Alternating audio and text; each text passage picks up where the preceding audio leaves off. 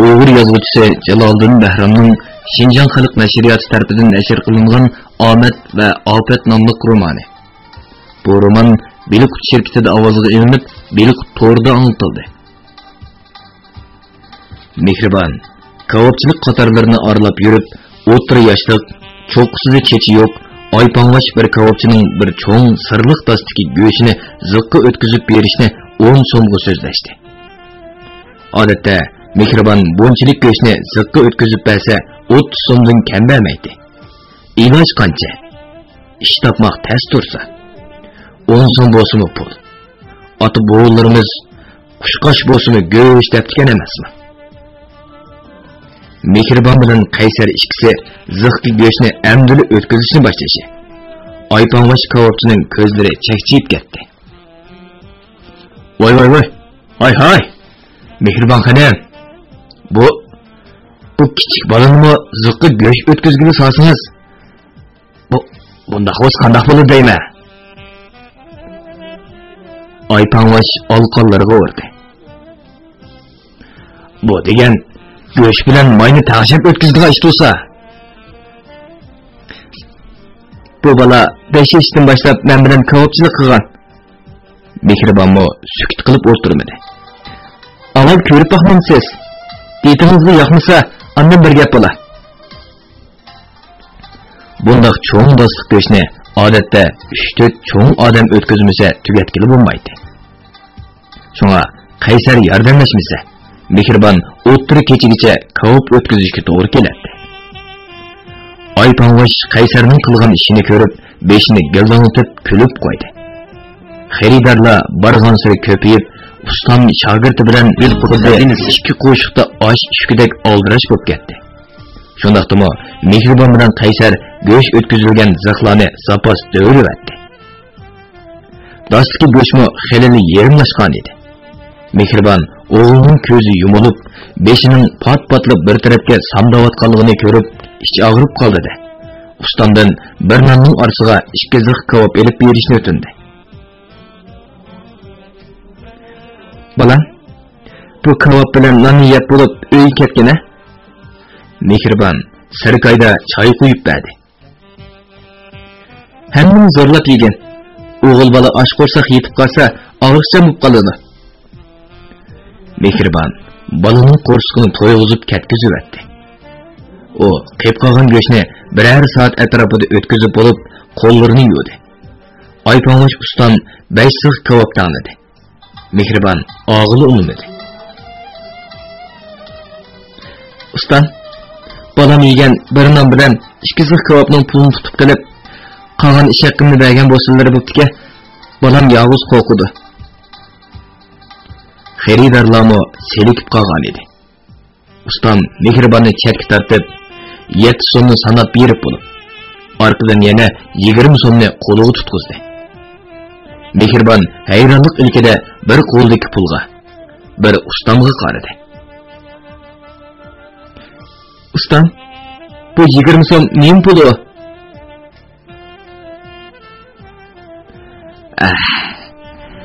Mana işte afkar. Ustam ikki yeniga qarab qo'ydi. Mazlum yurtga onasini ko'gili ketgan. Bugun ishimiz bizning uyga kelsa qandaq? Mehribon ustamning yuziga shaloqqida birni tukurmoqchi bo'ldi-yu, o'zini tasda tutib oldi. Shundaqdimi tegishlik adabini bermisi bo'lmaydiganligini his qildi. Ustam, seni meni nima chaqlab qoldilar? Bir daska ishlarni 10 so'mga o'tkazganimga qarab, pulga hojatmankan deb qoldilarmi? Mehribon ochiqida titrab ketdi. Bu 20 so'm pulga bolamning ko'tini o'tmayman. Qutulma? Shunga chiroyli qaraq do'ppidan birini elib, buni oypanglashlarini yepib olsalar. Mehribon 20 so'mni ustamning yuziga etib ketib qoldi. Qadrdondan ayrilgan 7-8 yil ichida jon baxmoq farz deb bozorga yuzlangan Mehribon oypanglashning qilig'idan o'ncho'la xafa bo'lib ketmadi. O bozorga chiqqan yillardan boshlab sert til haqorat, har xil yomon niyatlik talablar, qash etib, ko'z qisib qilgan hayosiz bishoratlarning hammasiga ko'ndi. Ko'nmay amal qancha? Ko'nmasang, gal ham turmush sana qarab tursa. Bu dunyoda yashayman deydikansan. Kulmaydigan yerde kulishga, yeyolmaydigan odamga yeyishga, mush yeyishga tegishlik bayqushga salom berishga to'g'ri keladi. Mana bu zaman sana bakmasa sen zamanga bak. Palto tushkicha kötek dam opto degandek gaplar. Mehribon ishni ichib uyga kirishi, chirog'i yiqilib ketdi. Opsining kelganligini to'yib yotgan Qaysar to'kning ipini tortib o'tgan edi. Shu chaqqicha uxlamadingmi, qo'zam? Uxladim, ammo darvozaning taroqlig'idan uyg'onib ketdim. Mehribon chaydonni ko'tarib beqib, qaynoq suvning yo'qligini bildi-da. Turbadan bir opqurg'i suv qo'yib non chiladi. Ham oldirmay yeyishga boshladi. Qaysar opsining hozirgacha kayshlik tomoq yemaganligini bilib, ko'zlariga yosh keldi. Opa, nimishqa bozorda tomoq yeyotganmiding? Go'shtni ziqqa o'tkazib bo'g'icha oshxonalar taqilib ketibdi bolam. Ko'p bilan non yesang bo'ladi-ku. Qo'shqim og'rib qopti-ku. Go'sht issiq kelamlikin deb qo'rqdim. Mehribon har qachon tatliq turim, yel yemish, go'sht, tuxum, yaxshiroq tomoqlarni o'g'liga yegizatdi. Qaysar, "Opa, senmi yegina?" desa, u tishim og'riydi. Menga ziyon qiladi deb yegili olmaydi. Mana hozirmi go'sht issiq keladi deb aytdi. Ammo bu go'dak opsining ashu gaplariga ishonadi. "Opa, bugun seni bilan yataychi?" "Nemish qanday? Hujra edi yetishdan qo'rqatamsa?" Mehribon chinini takchi kelib qo'ydi. "Qo'rqma. Bobong har qitim o'g'irlik, bo'lonchilik, zo'talik qilgandan keyin to'yini biror hafta, bo'lmasa biror ishga yo'qab ketadi." Charchab, hech holi qolmagan Mehribon nonchilab yegan chinisini yuvishqimi hafsilisi yo'q. Karvatga chiqdi. Kalti ishdan. Osmon maykisi bilan yotgan o'g'ilni bag'riga besib, karvat yo'lanchikiga yo'landi-da. Deb cho'nqur tendi. Demismi, u yo'lanchiksiz onani g'am bosib olgan edi. Bu tuzsiz g'am, chegish xiyol yanala mushu mo'ldirlab turgan narsidining qo'rsqini qandoq beqish. Bundan keyingi hayot musofischa. Mana bular ko'zlari umidsizlik shabnamlari bilan to'lgan noiloj onaning lahatdek qorong'u qismati edi. Bugunmi o'g'lining geli uchunla eng og'ir ishni arzon bo'lsin qildi. Agar bundan keyin u qilg'idek ish tepilmascha, ona bola quruq non yegan taqdir xazinasi kuniga 6 so'm pul ketadi. Yusuf atgan bolalar tomoq yemay tura olmaydi. Onun uchun go'sht, may, un, guruch, ko'ktat, ko'mirdek narsalarni haq illalloh deganga bermaydi-da.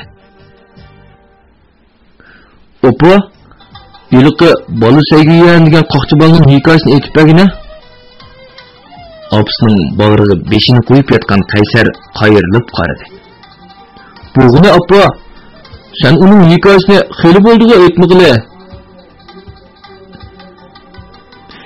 "Bo'ldi bola. Endi uning hikoyasini aytmayli. Nimishqa? Bola sevgiya obdan tursa, uni obdan degili bo'lmaydi. Uni xiroyin chekatdi." "Nima?" Qaysar chachirab turib ketdi. "Yolg'on aytyapsan-a?" "Ras bola. U xiroyin chekatdi." "O'msa, uni bo'yindek o'g'ri, bulonchi, muttahimmi?" "Yo'q bola. Uning nihoyatda nurg'un puli bo'lg'achqa, undaq ishlarni qilmaydi." "U shundoq yaxshi tursa, nimishqa xiroyin chekadigan-da?" Qaysarning ruhi tushib ketdi. Üst.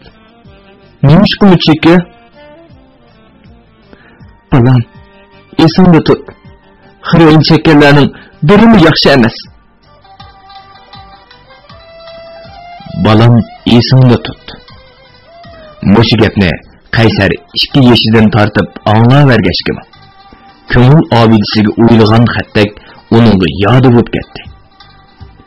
Balam, esingde tut. Xıroyin odamni jin olvostig' aylantirib qo'ydi. Balam, esingde tut. Dunyoda butun yomonlikning ochquchi Xıroyin. Balam, esingde tut. Xıroyin chekkan odam udul do'zaxga kirib, yilon chayonlog'i yem bo'ladi. Mana bu Xıroyinning baxtini yo'qotgan bir ojizaning butun dunyoga qilgan xitobi. Ko'tirgan cho'qoni, pig'ollik nidosi edi. Albatta, qadrdan Xıroyin chekmagan bo'lsa, ana bola bugungidek azob uqubatda vayron bo'larmidi? Abu Bakrni Xıroyin bilan ta'minlamay, uni o'z vaqtida tegishli o'rinlarga topshirgan bo'lsa, u hozirgidek yovuz maxluqqa aylanib ketarmidi? O'zini qochqin bo'lib, yot yerlarda sarson, sargardon bo'lib yurarmidi? Adnosi, ularning mehri illiq oyilsa, bahor chechaklardek to'zib ketarmidi? Mehribon bag'rida yotgan o'g'ilni asta papilab qo'ltib, beshini ko'tarib yostiqqa yotqizdi. Ondan yotganda qipchib yo'gab qo'ydi. Ichida bundan keyingi taqdir qismatlaring nem bo'lib ketadi deb pichirlash bilan tang ko'zlaridan mo'ldirlab yosh to'kildi. Mehribon hozirgacha o'g'liga dadang ishkirga kirib ketib, shu yerda kasal bo'lib o'lgan deb ishontiribdi. Chunki Abu Bakr do'stlikdagi o'yini chekib tugitib o'tgandan keyin qadrdonga qaysi yuz bilan qarash masalasi nomus jihatdan uning yurakini o'rtab, yaxshi ko'rgan eriga mangu ko'rmaslik qaroriga kelgan edi. Keyin u o'g'li Qaysardan ansirab qoldi. Abu Bakr uning piyiga tushib, odam savdogarlariga setib etishga urindi. Shunga u qadrdonning delikini ola olsa, balani uningga topshirib berib, xotirjam bo'lmoqchi edi. Mana O'smanxon jannat ne'matlari oshxonasidagi kozir, qoqchi Hilimjon avoqlarga o'zining turishlik o'rnini deb berganimi bir yildak bo'ldi. Agar qadrdon anglasa cho'qim izlab keladi. Uning kalmayligiga qaraganda yanala ishkiri o'lkalarga kirib ketganligi aniq. Mehribon bir yildan beri uning kelishini taqozolik bilan kutdi. U nomus kuchidan qechib yurgan chog'larda qadrdon uni necha yillargacha izladi. Mana endi Mehribon uni kutganda u birdan g'oyib bo'ldi. Xudo ularning qo'shilishiga biror qitim yuz ko'rishishiga yo'l qo'ymaydigan chog'i. Hozir qadrdon Mehribon uchun to'liq qadrli va bakmi muhim edi. Chunki ona bolaning bundan keyingi mang'ar yo'li to'liq qorong'u bo'lib, Qaysarni o'qitish bu yoqda tursin. Tamoqning hudusdan chiqishmi taski to'xtaydigan dak qiladi. Kavopchilik qilgan chog'larda har holda kundalik turmushning hudusdan chiqudek foyda bo'lib turadi. Endi bugungidek 10 so'm uchun haqqi yelinib, hatto xurinib yursa, bu ona bola bundan keyin qandoqmi qiladi? Reallik Mehribonning o'ylig'indek bo'ldi. Ona bolaning osh to'q kunlari boshlandi. Mehribon ziqqa go'sh o'tkazadigan, kavib pishiradigan yoki mehmonlarni kutadigan ishlarni har kun izlaydi. Yelinib yolvoradi. Kavibchining ishaqqa berganiga xush bo'lib, qancha bersa g'im qilmaydi. Bir kechada topgan ashu ozg'ini pulga non yoki zasuy degandek oddiy yemeklarni elib, o'g'lining qo'rsiqini to'yg'izadi. Shunga Qaysar talardan kiribla uyiqdagi ko'rning og'zini ochadi.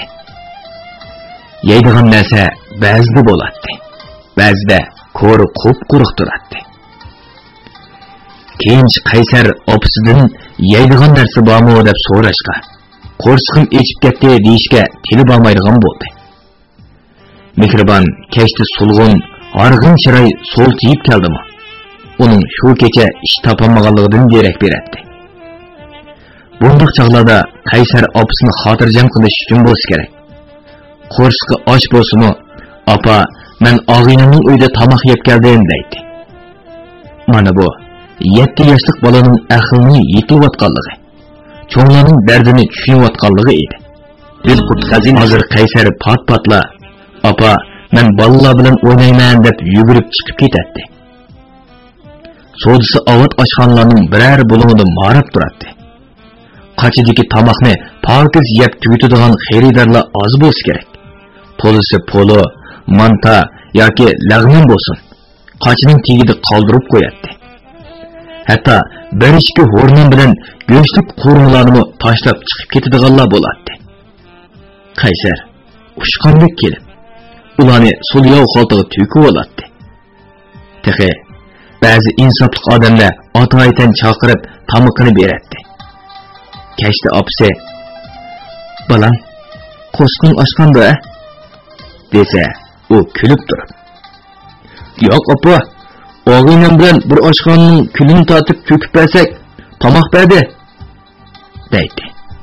Yoki "Yundisini to'kdik, oshxonasini tozalab berdik" deb opasini xotirjam qiladi.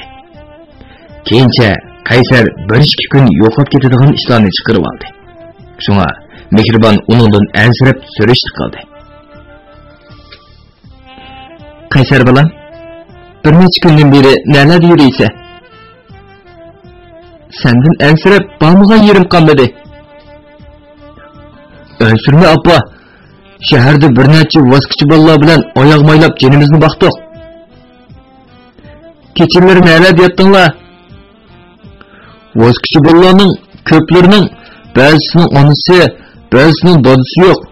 Texi dadasi o'lib ketgan, onasi erga tekkan, hatto onasi bilan dadasi ajrashib ketib tashlab ketgan bolalar bor. Shularni o'ldirdi yotdi. Yomon bolalarning orqasiga kirib, yomon ishlarni qilib qo'yarmi deb ansiraydi ekanman." Qaysarning degini rost voskichi bolalar edi. Biroq ularning ba'zilari yanchiqchi. To'g'ri kelganda yanchiqqa qo'l soladi. So'mkalarni elib, pul qopchiqi, yon telefon, aparat degandek narsalarni sug'urib oladi. Biroq Qaysar oshxonalarga kirib, tomoq shiralaridagi yig'indilarni yig'ib qo'rsoq to'yg'izadi ekan. O'g'irlik qilishga ko'ngli unmaydi. Ham bak qo'rqadi. Kech kuzning sovuq shamollari do'llarni qurib, hardek chaqirgan sovuq kunlar yetib keldi. Pat-patla yomg'ir qarga aylanadi. Bir necha kungacha davom qilgan judun chopqin dal-daraxtlarni yalang'ochlab, gul giyohlarni xazon qilib, ishik qiroz paydo bo'ladi. Kechlik bozorniovat qildigan tijoratchilarmi kundan kunga shalanglab, oxir bozor maydoni cho'lsirab qoldi. Hech amal qilinmagan Mehribon mahalla ish boshqarish rayoning boshlig'iga hol etib yig'ilibdi. Degan bilan ular muzokaralashib, ishdan qolgan, ish o'rni yo'q, jon soni ko'p shahar aholilarini eng tuvan turmush yordam puli bilan ta'minlash belgilamasiga asosan uningga oyda 200 so'm beradigan bo'ldi. Mana bu o'lmaslikning birdan-bir kafolati edi. Agar bir odam kuniga 3 vaqt non yegan taqdirdami, oyda 90 so'm pul ketadi. Endi bu qish qirolarda ko'mir qolmasmi? Kuniga bir vaqt issiqni tomoq yemasmi? Shundaqdimi, ming qatli shukr. Bu 200 so'm pul Mehribonning ishonch chirig'ini yondirdi. Bir kuni chapon ishtallari loy bilan bulg'anib, yuzlari zedibib ketgan Abu Bakr uyga kirib keldi. Uning chiroyidan, turqidan burunqi Abu Bakrga o'xshamaydi. Bu qeri bangining quloq to'ylaridagi shalong oq sochlari to'kilib, beshidagi taqir gardiniga yetib kelgan edi. Yamoq sumaklari qo'ziqdek ushlanib, ko'zlari jahannamdek pildirlaydi. Dumbusidagi dumchakmi xeli ko'tarilib qolg'achqa, besh tövenge tushib ketgandek ko'rinadi. Bo'libmi, yuzlaridagi jarohat izlari uni texmi qo'rqinchli qilib atgan edi. Ma'maylik qilib pul aytib bera, dedi Abu Bakr supida o'tirib. Mayliq tomoq yemay, qog'zirib ketdim. Emse, 50 so'm pul ber. Ben go'sht, may, guruch, sabzi kelib etib beray. Men tehe sana 50 so'm beramdim, ha? Abu Bakr o'rnidan chachirab turdi. Sen kimni uyda o'tiryapsan? O'zimning setib olgan uyda o'tiryaptimi? Qachondan beri bu uy sening bo'lib qolgan? Sen 27 ming so'm pulimni erib olgandan keyin soqchilar butun mahallaga bu uyning menga taalluq ekanligini jakarlagan. Agar o'ktamni qilsam, qonun bo'yicha jazolansa. Sen meni necha qatim soqchilarga chiqib, maqsadimga yetamading. Abu Bakrning o'ri ko'zlari chumchuqlab ketdi. Lekin hozirgacha paylimda yanmadingmi? Abu Bakr g'ulashlarini kerib, mushtumlarni tugib etilib kelishi. Mehribon shartli qilib chaydoni qo'liga oldi.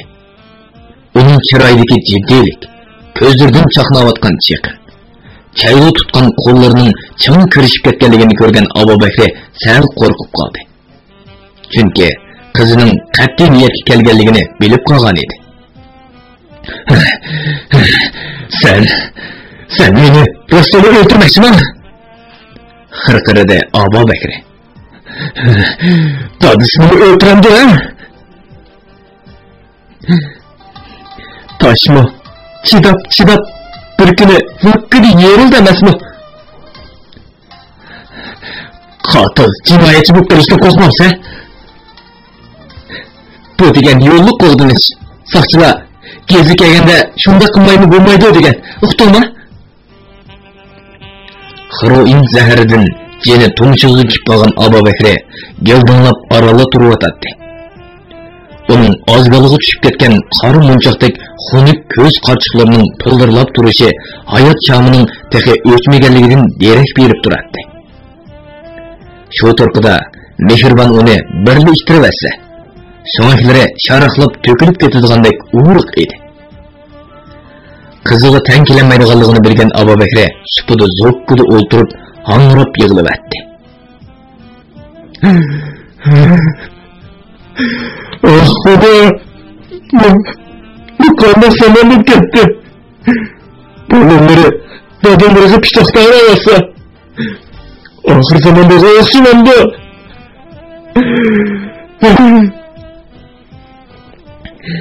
Hey kuldangi, qaysi og'zing bilan Xudoyni tilg'ilayotsa? Xudoyim o'zi chaytigan tursa. Abu Bakr ko'zida yosh yo'q, angrayotdi. Xudoyimning irodasiz qanqayirmaydi. G'azab hayajonda titrayotgan mehribon birdala lassida bo'shab qoldi. Tova. Ma'u posiq bandining o'zini qo'dayotgan Qur'onni ko'ring. Xuddi qochqanni Xudo deydi, qo'yilganni Xudo deydi degandek, qilgan gunohlarini Xudoga ortib qo'yib, kiradigan kamar tepog'ini qara. Bo'ldi. To'g'ri dedi mehribon achchiqqa. Men xohlasammi, bu uydan sana tomoq ichib bergidek bir nima chiqmaydi. Yolg'on aytma. Rasmi yo'qmi? Ish ovqatning yilqiziga o'zing palto urib turib, endi mendan so'raysan-a? Nima bo'lsin mayli. Bu uyda hozir nonmi yo'q? Mehribonning qattiq varqirishidan Abu Bakr cho'chib ketdi. Bu uyda non, oshtaboq bo'lgan bo'lsa, bolam uydan chiqib ketarmidi? Nima? Kayseri o. Hazır Kayseri balam. Voskçı balla bilen canını bekip yürüdü. Mihriban yüzünü kamallap yığılıverdi. Hep de 10 günde bir ketim kep meni yoklaydı. Ababekri çıkıp gitti. Mihriban'ın öyle yalğız kılışı onun anet işki içilip ketgendek duyuldu. Keçiden o körük aslıda yetip neymi azaplarını tatmadı. Zerbege uçurgan yılandek tolğunub, boğazlanğan öçkidek putlarını etip, dargı esilgan günahkardek hırkırap, boğurga kirgen tögedek ağızdan köpük kaynap, dehşetlik titrep, uyakka yumulap, buyakka yumulap, yüzlerini yerlerge urup, kaçalladı huşidin ketkenine toymay kaldı. O, ətigelligi huşuq kegende, yağmur suları yığılıp kalgan patkak içtidi yatattı. Әмді бүгін хумар тұтып қалса, яғни şu azap tekrar olundu. Ras, Mihriban tügümez ve hormuz bir baylık. Ama dəslepti köndürmektes. Bir iki ketimini köndürü olsa, keyinci yüz ögünüp kalıdı. Bırak, hazır puldar hocamla, İsil Beyzadı'da 15 yaştan 20 yaşkışı boğan küçük kızlarını yaxşı görüyordu. Mihriban 16 yaşında Kayser'ine doğdu. Hazır 22 yaşına tügetip 23 yaşlarga kadam aldı. Sılva, onçu boy, kiçik çıray boğaşka 15-16 yaşka kirdi edesimi hak şimdi. Bıraksa, bu kızın görüm kılmaydığını çataktı. Bulmasa, hazırkı moda kızla çöldü kalsın. Ne başlıkla, direktör, liderla özünü otqa urgan pervanedek Mihriban'ın etrafıdan aylanıp ketenmeydi. Kim biledi? Birer bay toqallık asımı acep emes. Ey kudreti ulu Xuda! Benden desen aşı Hırı'nın atlık neciski yakın yol atma. Onunla qaratqıça şu bendanın keşiga derhal Azrail'ini evet. Amanatını ep kessin. Yo'q. Onun gunohi kabir, gunohi sag'ir mülkü. Azap tortmoqcha omonatni olmayman desan, uningga kesal be. Eng yomon kasalni bersanmi mayli. Uning eg'iz, burunlari qon yerim bo'lib eqib ketsin. Tallari qurtlab, yerlarga to'riqlab to'kilsin. Eshak topidek purab, odamlar eg'iz burunlaridan tutib o'ssin. U bende hatta tövbe illahu tövbeten musbiha deb to'g'ri qilsin. Qiyinliklarni to'xtatma. Ammo Hırı'nın atlık baloyi afetga oshni qilma. Qarag'ina. Abubakri bir halol tijoratchi, kuyimchan ota, vafodor er edi. U Hırı'nga giribdor bo'ldi. İnsandagi eng yomon nomussizlik, g'urursiz, vijdonsiz, pastkash, tamahur, xoshamatchi bir qulga aylandi. O qizning kuyini sotmoqchi. Hatta xotinni o'z qo'li bilan solab berib, ishni kuzatib turgan erlarni ko'z ko'rib, quloq anglab turibdi. Nima uchun? Ashu bir necha sho'ram oq tutun uchun. Bugun tushib qolgan edi. Abubakri ko'chlarda ketayotgan so'latvoz nurchilarning orqasidan agishmay, xoliroq yerga kelganda ostog'ini picharlab, "Hey, o'yningiz yo'qmi?" deydi. Bunday ishlarga ko'niklar qani ko'rib baxmandoq deb atrofiga qarab qo'yadi.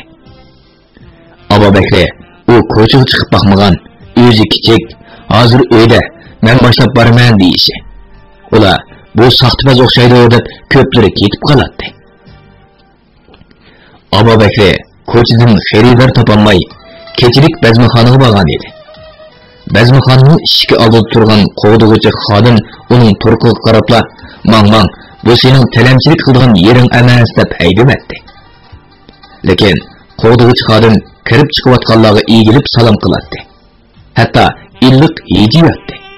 Bo'lmasa ularning qo'llarida belat yoki bog'oqmi yo'q edi. Abu Bakri Esilzoda begim xonimlar uchursila, xuddi pisti kuchuklardek quyruq shipangishdi.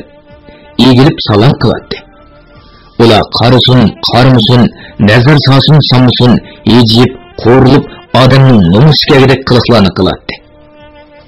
Birdalla u esili kiyingan. Sochlari, yuzlari parqirib turgan bir to'p yosh, o'ttir yoshlik Esilzodalarning Seriq Atirgul qavoqxonasining ishki oldiga dövlishib olganligini ko'rib qoldi. Ular nimalandir deb varqirishadi. Qo'llarini shiltib tillaydi.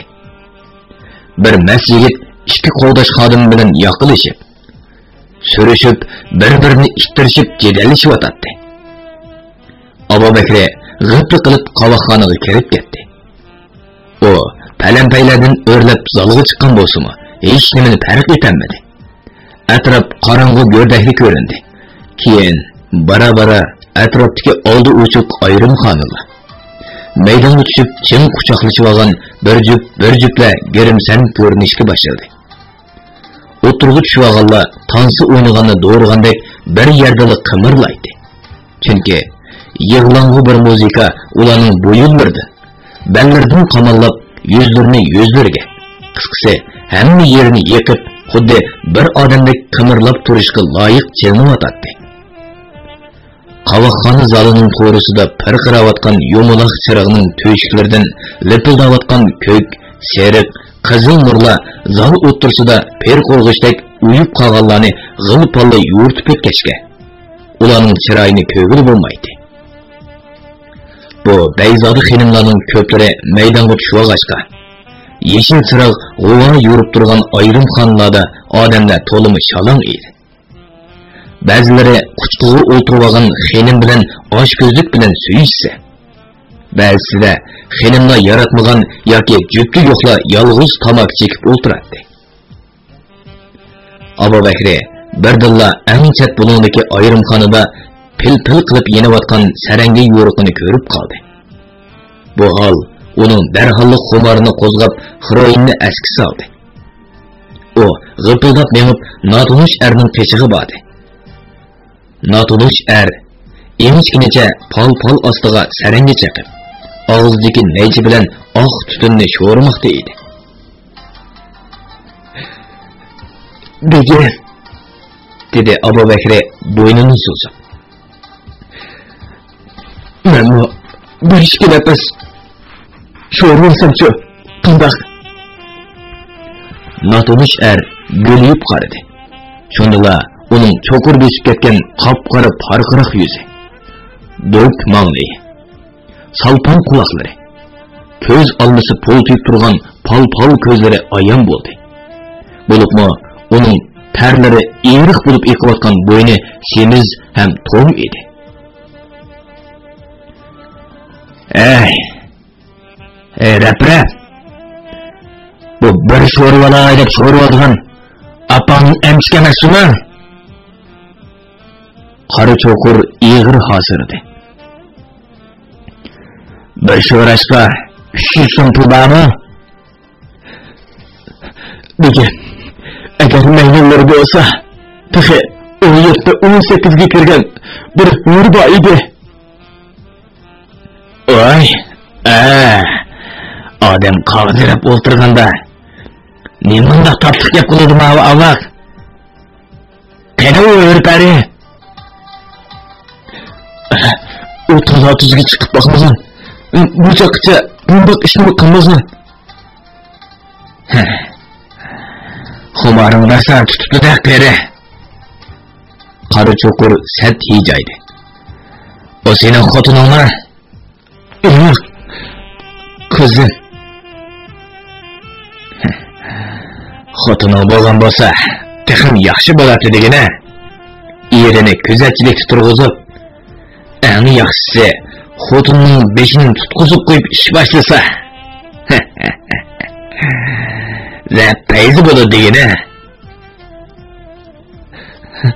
Qandoq ko'ngillar bo'lsa, mushu turqidilla taksida bormi? Bakir Rahmat. Navikide yekem ko'ldi. Yuramsa.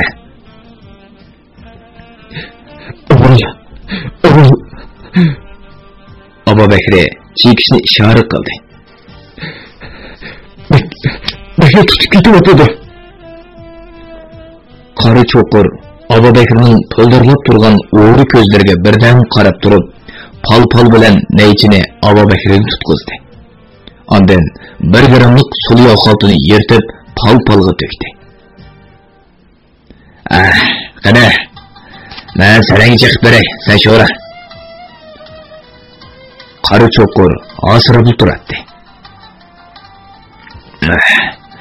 Qizim menga rosa qimmatga to'xtaydigan bo'ldi-da. Baqqa, o'rpari edayapsan. Qani ko'ramiz. Undaq demasan, xo'ja. Bir sarangilik sho'rg'an Abu Bekirga jon kirdi. Biz bu bilamiz. Ko'rik to'qidek uchirgan yerda yetaverib, bir paxshi bo'lib ketganlarning bir kechiliga 500 so'mdan 1000 so'm ustisa. Yang'ag'och.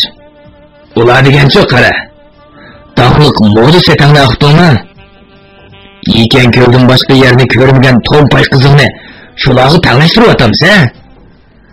Hozir degan baho tushib ketdi. Bir qitimliga 20-30 so'm, bir kechiliga 50-60 so'm. Endi qo'pa. 300 so'mlik chekib bo'ldi. Ular sirtga chiqibla taksiga tushdi. Yo'lning ikki chetidagi o'zim shakllik hayvatlik chiroqlar ko'chalarni kunduzdek yo'ritib o'tgan edi. Odamlarga qaraganda u yoqdan bu yoqqa chepishayotgan mashinalar ko'pdak qiladi. Shoför yaqin yo'llar bilan yekan ko'lga birdan-bir yetib bordi. Abu Bekri cho'ng ko'cha, tor ko'chalarni ko'rsatib ular bir xalt ko'cha og'ziga kelganda mashinadan tushdi. Kichik qo'sh qanotli darvoza oldiga kelishdi. Nega? Abu Bekri cho'qurning xunuk talatiga qaradi. Bu qiz bunday ishni bo'chaqqa chiqib boqmagan. Shunda yava. Qanday qilishni o'zlari chaqlala. Yava bo'lsa texi yaxshi. Qari cho'qir hijaydi. Ashundaqlarning ta'mi boshqacha bo'ladi degani. Men ishni sirtidan taqab qo'yib, atganda echaytman. Men Abu Bekri hijaydi. O'zini tunayman. Bu xizmatimni unutib qolmaslar, ha?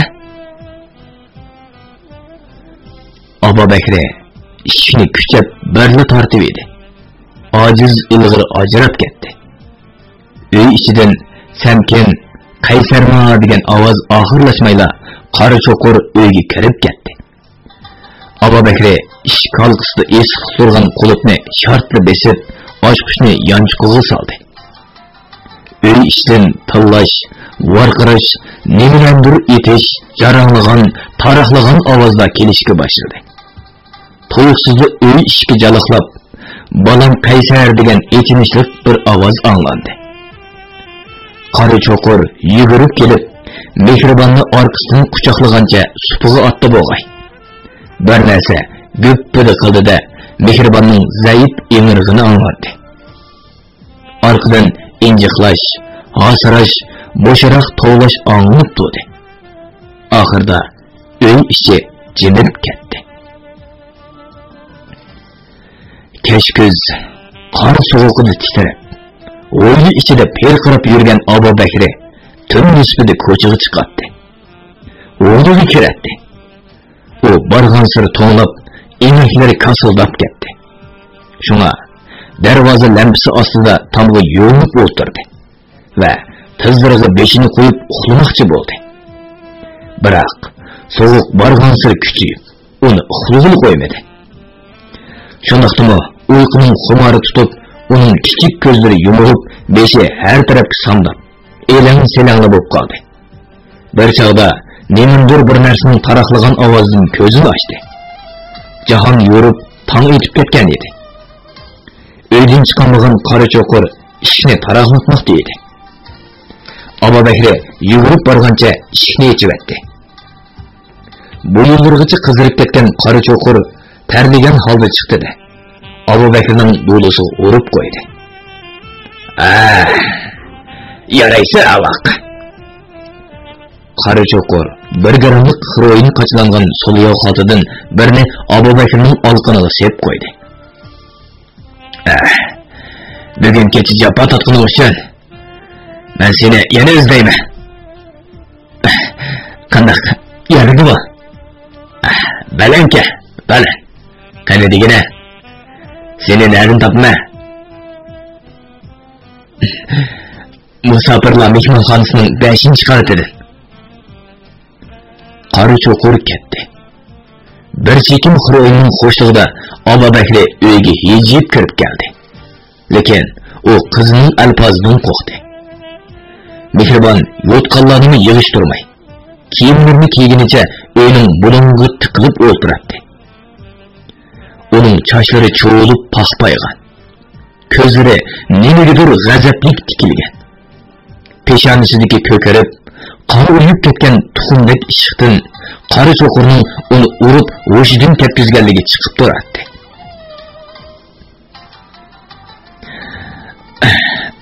Mehribon qizim, bara-bara ko'nib qolasiz. Odam qilmagan ish emas-ku. Qiz Suratçımı yaptı. Mehribon kigiz qetig'i yoshirib qo'ygan chaydoni shiddat bilan etshi. Abubakri o'zini shartli yonga tashladi. Chaydo ishga qadilib qoldi. Angacha china, taxsa, tovoq, aynik qachilar uchib kelishga boshladi. Abubakri o'ylig'i orolga qochib chiqib oldi. Mehribon yo'l tortib yig'ilib etdi. U endi qanday qilish kerak? Soqchixonaga yoki mahalla ish boshqarish rayoniga berib dod etsa, ular hasham darim ko'tarib tekshirgan bo'ladi.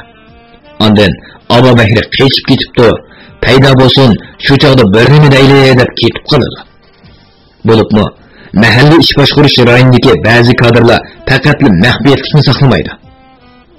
Ular o'zlarini ko'rsatish uchun palon yerda pokuni ish bo'lib ekan, shuni tekshirib keldim deb bu dunyoda o'zining katta arbab ekanligini namoyon qilmoqchi bo'lishdi. Shuning bilan Mehribonning ko'ch-ko'ylarda yuzi to'kiladi. O chog'da boshni qandoq ko'tarib yurgirek. U hozir o'zini o'zi kechirmaydi. Agar musht zarbasidan oyinib ketmagan bo'lsa, Mehribon u qora cho'chqini chaydovda chanib etgan bo'ladi. Endi o qadrdondan abad ayrildi. Burunlarda ochiqig'i paylamay yerini tillagan qarg'ilgan ekan. Biroq u ranjish, xapiliklarda tilining uchi degan gaplar bo'lib, ko'ngilning qat-qatlarida yanada bir yo'ruq chiroq vildab yenib turardi. Endi hammasi tugadi. Mehribon bulg'andi. Uni daryo ko'z yoshlar bilan yuvib tozalag'ili bo'lmaydi. Abubakirning bara ko'rib qolasiz, odam qilgan ish emas-ku deganiga qaraganda, bundan keyin Mehribonning iffat nomusi, muborak teni badaliga u xiroyin xumarini qondirdi ekanda. Bo'ldi bas. Men endi uni nafsiga yetkazmayman.